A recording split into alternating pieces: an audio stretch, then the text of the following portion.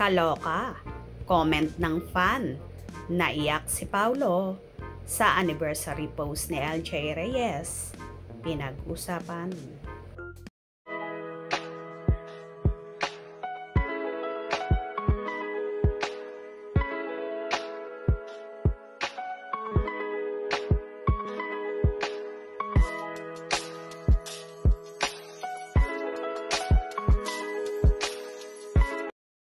Nako, ang bongga nga.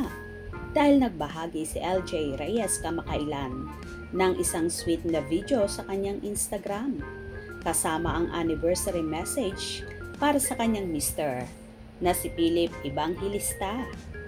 Ipinagdiriwang kasi nila ang unang anibersaryo ng kanilang kasal na ginanap sa Eaton's Neck, New York. Isang taon na ang nakalipas.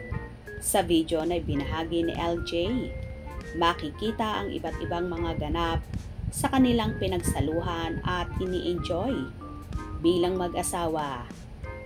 Binanggit pa ni LJ sa kanyang mensahe na kung ang mga bagay na kanilang naranasan sa nakaraang taon ay patikim ng kanilang forever, kaya siguradong magiging masaya ito. If the past year is the glimpse of what forever looks like with you, it will be a blast, saad ni LJ sa kanyang post.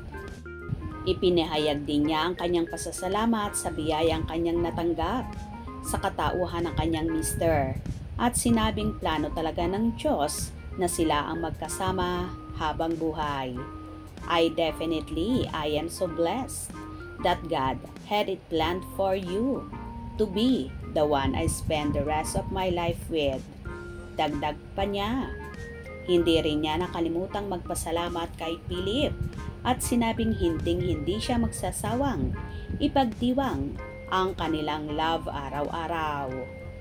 Sa comment section, may isang netizen na nagsabing tila good karma ito para kay LJ dahil sa kabila ng lahat ng kanyang pinagdaanan ay natagpuan na rin niya ang kanyang lifelong partner. Subalit hindi rin pinalampas ng isang netizen ang pagkakataon na mag-comment tungkol sa ex ni LJ na si Paulo Avellino na nagsabi pa ng iyak si Paulo, kaloka. Talaga namang masayang-masaya ngayon si LJ sa bagong kabanata ng kanyang buhay kasama si Philip. At kahit nga meron pa ring ilang mga nang iintriga at binibring up ang kanyang nakaraan, ang importante naman ay nahanap na nga niya ang kanyang forever.